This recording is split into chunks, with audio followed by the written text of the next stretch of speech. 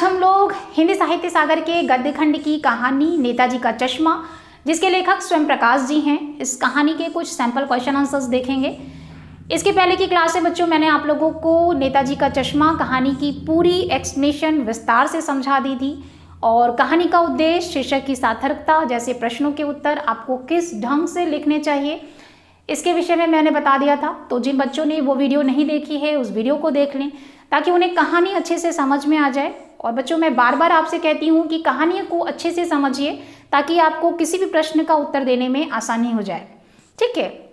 और आज हम लोग कुछ सैंपल क्वेश्चंस के आंसर्स देखेंगे ताकि आपको एक आइडिया हो जाए कि आपके एग्जाम में किस तरह के प्रश्न आ सकते हैं और उनके उत्तर आपको किस ढंग से लिखने चाहिए, ठीक है।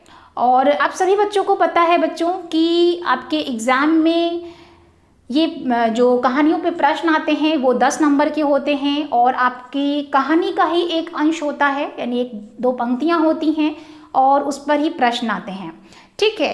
तो जो कि 2 और 2 करके और 3-3 में डिवाइड होता है।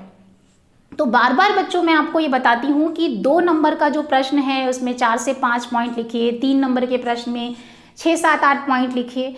तो यहाँ पे पॉइंट कहने का मतलब ये है बच्चों कि आप जो मुख्य बातें हैं, ठीक है, कहानी से रिलेटेड जो मुख्य बातें हैं उनको उसमें लिखिए अपने आंसर में। कहानी में कुछ कीवर्ड्स जो यूज़ किए गए हैं, साहित्यिक शब्द यूज़ किए गए हैं, उनको आप अपने उत्तर में लिखिए, ठीक है। तो जो मुख्य बातें लिखेंगे, कीवर्ड्स लिखेंगे तो निश्चित रूप से आपका उत्तर जो है वो प्रभावशाली होगा। दूसरी बात ये कि आप जब भी उत्तर लिख रहे हैं किसी भी प्रश्न का तो आप अंकों के अनुसार लिखिए, यानी 2 नंबर का है या 3 नंबर का है तो उसके अनुसार उसकी लेंथ रखिए, यानी बहुत बड़ा भी नहीं होना चाहिए और बहुत छोटा भी नहीं लिखना चाहिए, क्योंकि साहित्यिक जो विषय होते हैं ना बच्चों उसमें केवल एक शब्द में आंसर आपको नहीं लिखना चाहिए, थोड़ा सा इलेबरेट करके, थोड़ा स्पष्टीकरण देते हुए आंसर लिखिए, तो इससे आपके मार्क्स जो हैं वो अच्छे होते हैं, ठीक है। तो इस बात का थोड़ा सा ध्यान रखिए क्योंकि आपके एग्जाम में कहानियों से रिलेटेड जो प्रश्न आते हैं वो पंक्ति तो एक ही दी होती है, लेकिन उस पर जो प्रश्न आते हैं वो पंक्ति विशेष से भी आते हैं और साथ ही साथ पूरी कहानी से आते हैं। तो इस बात का आपको ध्यान रखना है कि आपको कहानी पूरी अच्छे से समझ में आनी चाहिए, यानी कहानी में जो भी मुख्य पात्र हैं उसके जो चरित्र की जो विशेषताएं हैं उसे आप ध्यान में रखिए, जो भी डायलॉग्स हैं, कथन हैं, उनको ध्यान में रखिए। कहानी के माध्यम से लेखक क्या संदेश देना चाहते हैं, क्या शिक्षा देना चाहते हैं, या कहानी के का जो मोटिव है वो क्या है, तो इन सब चीज़ों के बारे में आप ज़रूर ध्यान रखिए ताकि आपको जब प्रश्न का उत्तर लिख रहे हैं तो आप इन्हीं को आप मुख्य पॉइंट्स के रूप में अपने आंसर में लिख सकते हैं, ठीक है। तो थोड़ा सा ध्यान रखिए इन सब चीज़ों का। और दूसरी बात ये कि मात्राओं की अशुद्धियाँ आप कम से कम कीजिए ताकि आपका उत्तर जो है वो पूरी तरह से स्पष्ट हो। और बहुत से बच्चे एक गलती करते हैं, जैसे कि अंग्रेजी भाषा के शब्दों को हिंदी में लिख देते हैं, तो ऐसा आपको नहीं करना चाहिए बच्चों, क्योंकि आपकी इससे अंक कट जाते हैं। आपको हिंदी भाषा के शब्दों को ही लिखना चाहिए, ठीक है। यदि आपकी कहानी में ऐसे अंग्रेजी के शब्दों को हिंदी में प्रयोग किया गया है, जैसे कि उदाहरण के रूप में मैं आपको बता दूं कि नेताजी का चश्मा कहानी में रियल और ओरिजिनल जैसे अंग्रेजी के शब्दों का प्रयोग किया गया है, तो ऐसे शब्दों को ही हिंदी में लिखा गया है उसमें, तो आप अपना उत्तर लिखते समय ऐसे शब्द लिख सकते हैं इस कहानी में, ठीक है, इस कहानी का जो भी प्रश्न आता है उसके उत्तर में। लेकिन आपको जहाँ पर जिन कहानियों में ऐसे शब्दों का प्रयोग नहीं किया गया है, यानी अंग्रेजी के शब्दों का प्रयोग नहीं है, तो ऐसी जगहों पे आप अपने प्रश्न का उत्तर लिखते समय हिंदी भाषा के शब्दों को ही लिखेंगे, ठीक है। तो इस बात को आप ज़रूर ध्यान रखिए और ज़्यादा से ज़्यादा कोशिश कीजिए कि आप हिंदी के साहित्यिक शब्दों का भी प्रयोग कर पाइए, तो इससे आपका उत्तर जो है वो प्रभावशाली बनता है, ठीक है। और जिस भी प्रश्न का उत्तर लिख रहे हैं उसकी जो लेंथ है, यानी कि बहुत बड़ा नहीं लिखना है, बहुत छोटा भी नहीं लिखना है आपको, यानी सटीक उत्तर लिखना है। तो इस बात को भी आप ज़रूर ध्यान रखिए। तो निश्चित रूप से आपका जो उत्तर है, किसी भी प्रश्न का उत्तर लिख रहे हैं तो बहुत ही अच्छा बनेगा, प्रभावशाली बनेगा और एग्जामिनर पर भी प्रभाव छोड़ेगा। तो मार्क्स भी आपके निश्चित रूप से अच्छे आएंगे, फुल मार्क्स मिलेंगे आपको। ठीक है, तो छोटी छोटी बातें हैं, इसे आप ध्यान में रखिए और मैं उम्मीद करती हूँ बच्चों कि आप इन बातों का ध्यान में रखते हुए ही अपने किसी भी प्रश्न का उत्तर लिखेंगे। ठीक है, और आज हम लोग नेताजी का चश्मा कहानी के कुछ सैंपल क्वेश्चन आंसर्स देख रहे हैं। तो स्टार्ट करते हैं नेताजी का चश्मा कहानी के कुछ महत्वपूर्ण प्रश्नों के उत्तर। नेताजी का चश्मा कहानी के कुछ महत्वपूर्ण प्रश्नों के उत्तर। गद्यांश 1, हालदार साहब को हर 15वें दिन कंपनी के काम के सिलसिले में उस कस्बे से गुजरना पड़ता था। गद्यांश से संबंधित प्रश्न है, हालदार साहब को किस काम से और कहां से गुजरना पड़ता था, वहां की क्या क्या विशेषताएं थीं। उत्तर है, हालदार साहब को हर 15वें दिन कंपनी के काम के सिलसिले में एक कस्बे से गुजरना पड़ता था। वह कस्बा बहुत बड़ा नहीं था, वहां कुछ पक्के मकान, एक बाजार, एक लड़कों का स्कूल और एक लड़कियों का स्कूल, एक सीमेंट का छोटा सा कारखाना, 2 ओपन एयर सिनेमा घर और एक नगर पालिका थी। इस उत्तर में बच्चों आपसे पूछा गया है कि वहां की क्या क्या विशेषताएं थी, यानी उस कस्बे की क्या क्या विशेषताएं थी। तो ये पंक्ति जो है वो आपके कहानी में ही दी हुई है कि वहां पर कुछ पक्के मकान थे, एक बाजार और लड़कों का स्कूल। ये सारा विवरण जो है वो आपको कहानी से ही लिया गया है। ठीक है, तो आपने कहानी अगर अच्छे से समझी है तो ये सारे विवरण लिख करके आप प्रश्न का उत्तर लिख सकते हैं। अगला प्रश्न है, कस्बे में किसकी प्रतिमा लगवाई गई, प्रतिमा को किसने और कहां लगवाया। उत्तर है, कस्बे में स्वतंत्रता सेनानी नेताजी सुभाष चंद्र बोस जी की प्रतिमा लगवाई गई। प्रतिमा की स्थापना वहां की नगर पालिका के किसी उत्साही बोर्ड या प्रशासनिक अधिकारी ने कस्बे के मुख्य बाजार के मुख्य चौराहे पर कराई। ठीक है, यहाँ पे बच्चों आपके 3 प्रश्न हैं, यानी किसकी प्रतिमा लगवाई गई, सुभाष चंद्र बोस जी की प्रतिमा लगवाई गई। किसने लगवाई, यहाँ पर नगर पालिका के किसी उत्साही बोर्ड या प्रशासनिक अधिकारी ने लगवाई। और कहाँ लगवाई का उत्तर हो गया कि चौराहे पर लगवाई, मुख्य बाजार के चौराहे पर। ठीक है, तो ये सिंपल सा आंसर हो गया आपका। अगला प्रश्न है, प्रतिमा बनाने का कार्य किसे सौंपा गया और क्यों। उत्तर है, नेताजी की प्रतिमा मूर्ति बनाने का कार्य कस्बे के ही इकलौते हाई स्कूल के इकलौते ड्राइंग मास्टर मोतीलाल जी को सौंपा गया। यह कार्य उन्हें नगर पालिका द्वारा दिया गया क्योंकि संभवतः देश के किसी अच्छे मूर्तिकार की जानकारी न होने और बोर्ड द्वारा निर्धारित कम बजट के कारण और अनुमति के लिए चिट्ठी पत्री में कुछ समय बर्बाद हुआ होगा और बोर्ड की शासनावधि समाप्त होने वाली हो आदि। इसी अनिश्चितता की स्थिति में स्थानीय कलाकार के द्वारा ही मूर्ति बनाने का निर्णय किया गया होगा, जिससे स्थानीय ड्राइंग मास्टर मोतीलाल जी को मूर्ति बनाने का जिम्मा सौंपा गया होगा। ठीक है, तो ये पूरा विवरण जो है वो कहानी में ही दिया हुआ है, तो आप ये सारी चीजें आप वहीं से लिख सकते हैं उत्तर में। अगला प्रश्न है, नेताजी कौन थे, मूर्ति की क्या क्या विशेषताएं थी, मूर्ति में किस चीज की कमी खटकती थी।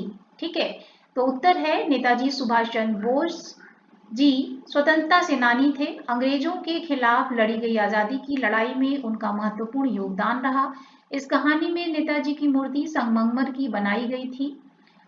टोपी की नोक से कोट के दूसरे बटन तक कोई 2 फुट ऊंची फौजी वर्दी में बहुत ही सुंदर मूर्ति बनाई गई थी।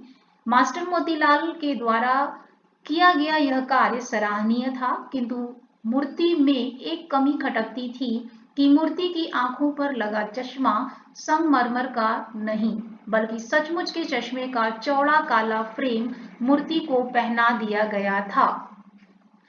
इस प्रश्न में बच्चों 3 प्रश्न हैं। यहाँ पर नेताजी कौन थे, उस मूर्ति को जिसमें लगाई गई थी चौराहे पे जो मूर्ति, उसकी क्या क्या विशेषताएं थी, किस प्रकार की थी और उसमें किस चीज की कमी थी।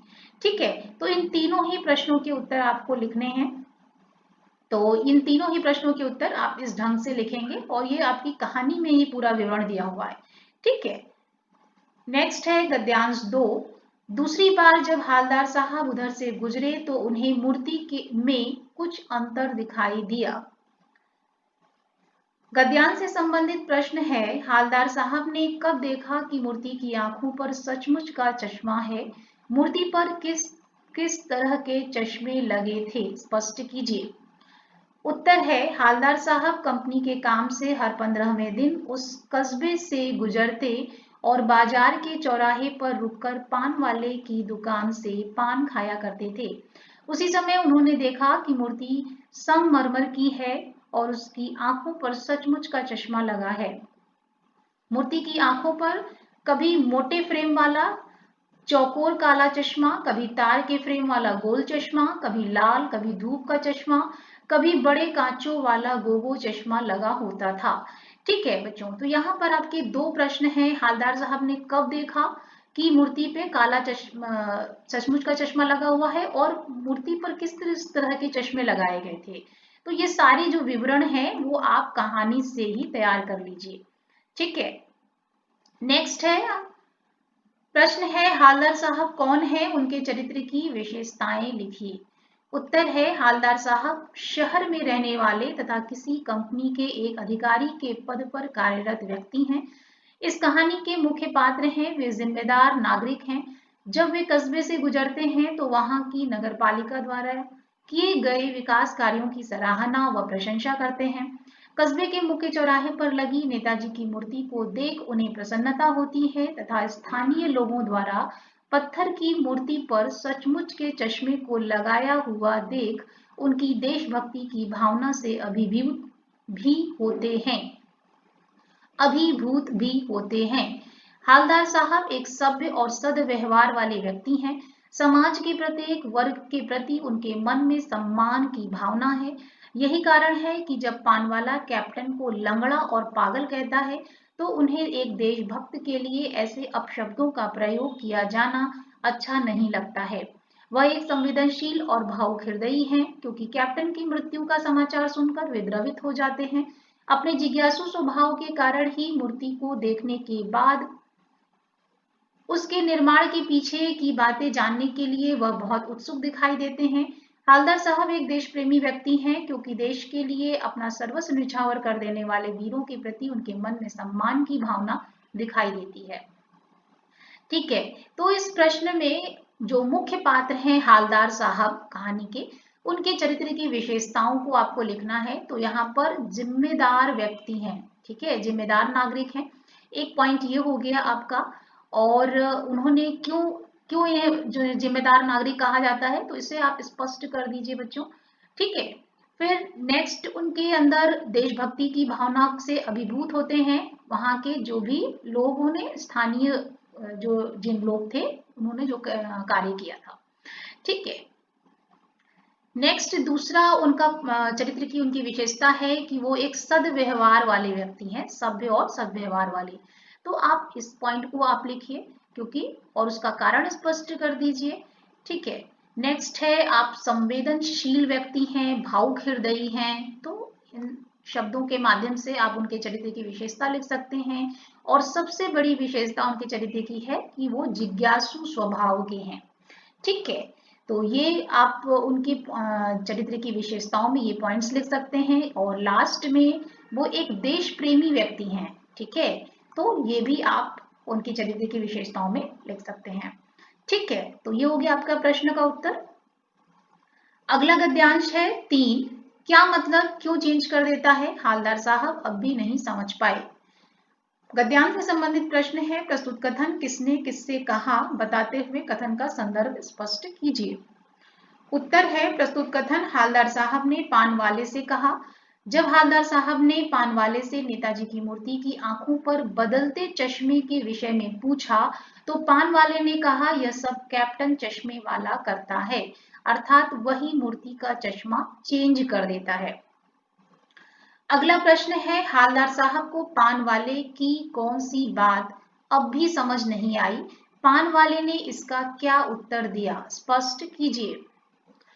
उत्तर है, जब पान वाले ने हालदार साहब से कहा कि मूर्ति की आंखों पर चश्मा कैप्टन चश्मे वाला चेंज कर देता है, तो यह बात पहली बार में उन्हें समझ नहीं आई, किंतु जब पानवाली ने स्पष्ट बताया कि किसी ग्राहक को मूर्ति पर लगे फ्रेम जैसा चश्मा चाहिए होता है, तो कैप्टन उसे मूर्ति वाला चश्मा दे देता है और मूर्ति की आंखों पर दूसरा चश्मा लगा देता है। पान वाले द्वारा स्पष्ट रूप से पूरी बात जानने पर हालदार साहब को बात कुछ कुछ समझ आती है।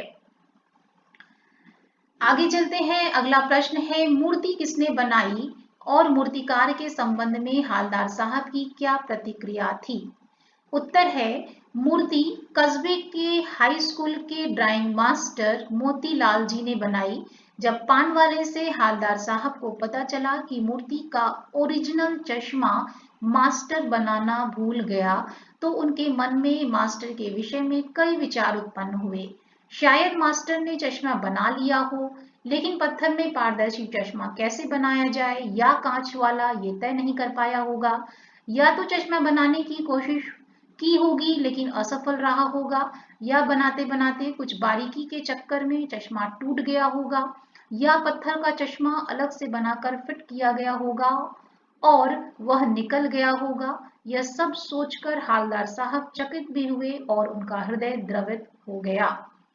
ठीक है बच्चों, तो इस प्रश्न के उत्तर में ये सारा जो विवरण है चश्मा बनाने का, तो मोतीलाल जो मास्टर हैं उनके साथ क्या क्या चीजें हुई होंगी, ये सारी चीजें जो है वो हालदार साहब सोचते हैं। तो ये सारा विवरण कहानी में दिया हुआ है, आप वहां से ये उत्तर लिख सकते हैं। ठीक है, अगला गद्यांश है 4। नहीं साहब, वो लंगड़ा क्या जाएगा फौज में, पागल है पागल, वो देखो वो आ रहा है, आप उसी से बात कर लो, फोटो वोटो छपवा दो उसका कहीं। गद्यांश से संबंधित प्रश्न है, उपर्युक्त कथन का वक्ता कौन है, उसने यह बातें किसके संबंध में कही? उत्तर है, उपर्युक्त कथन का वक्ता पानवाला है। यह बातें उसने नेताजी की मूर्ति की आंखों पर सचमुच का चश्मा लगाने वाले कैप्टन चश्मे वाले के विषय में कही। ठीक है, नेक्स्ट प्रश्न है, हालदार साहब को पानवाले की कौन सी बात अच्छी नहीं लगी और क्यों? उत्तर है, हालदार साहब को पानवाले के द्वारा एक देशभक्त के प्रति इस तरह के अपशब्दों का प्रयोग अच्छा नहीं लगा। पानवाला कैप्टन को लंगड़ा और पागल कह रहा था।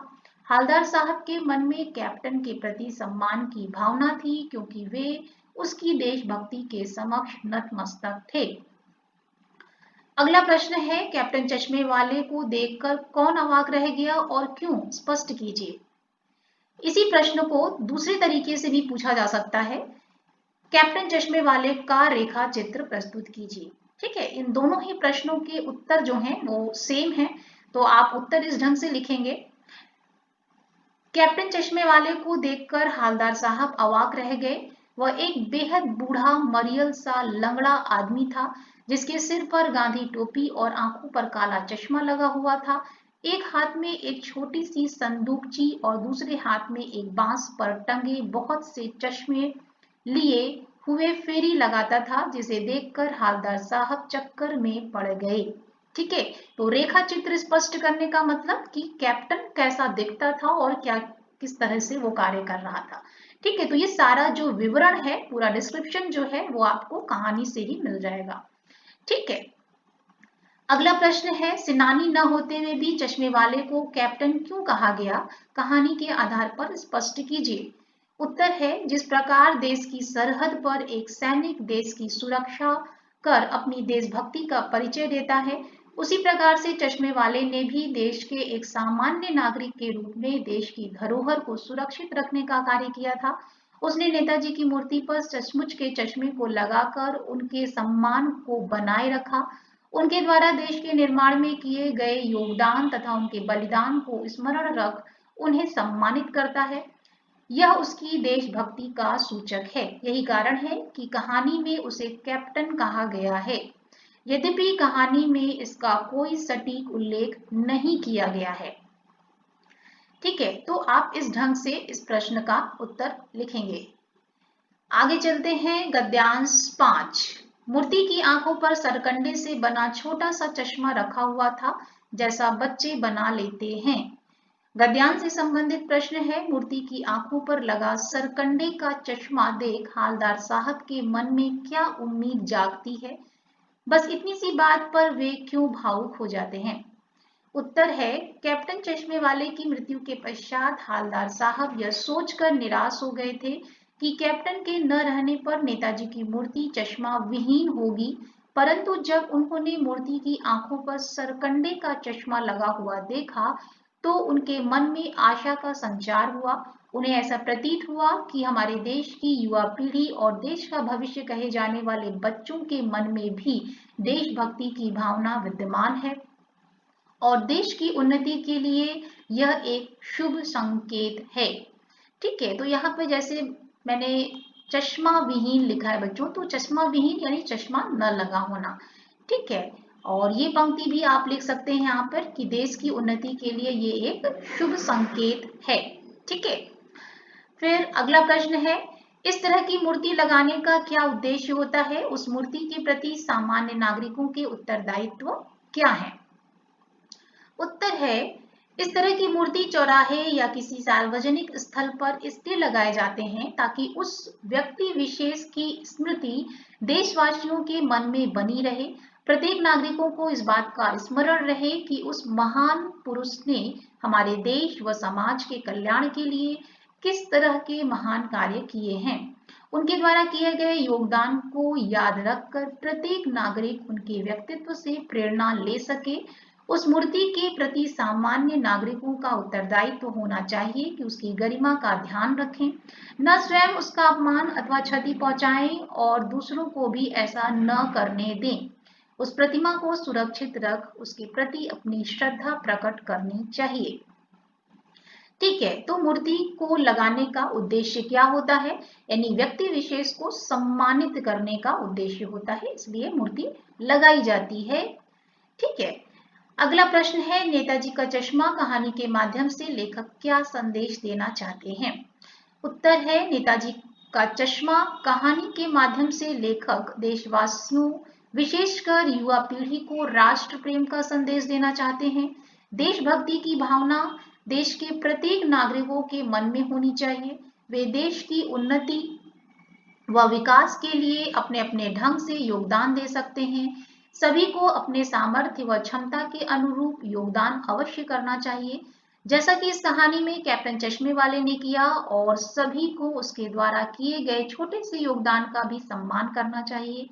लेखक देशभक्ति की भावना को मजबूत बनाए रखने के साथ ही शहीदों और स्वतंत्रता सेनानियों का सम्मान करने का संदेश भी दे रहे हैं। ठीक है, तो ये था बच्चों नेताजी का चश्मा, इसके कुछ महत्वपूर्ण प्रश्नों के उत्तर, और उम्मीद करती हूँ कि आपको ये प्रश्नों के उत्तर समझ में आ गए होंगे कि किस ढंग से लिखने हैं। और नेक्स्ट क्लास में हम लोग नेक्स्ट चैप्टर के साथ मिलेंगे। तब तक आप लोग अपनी पढ़ाई करते रहिए। All the best. Thank you.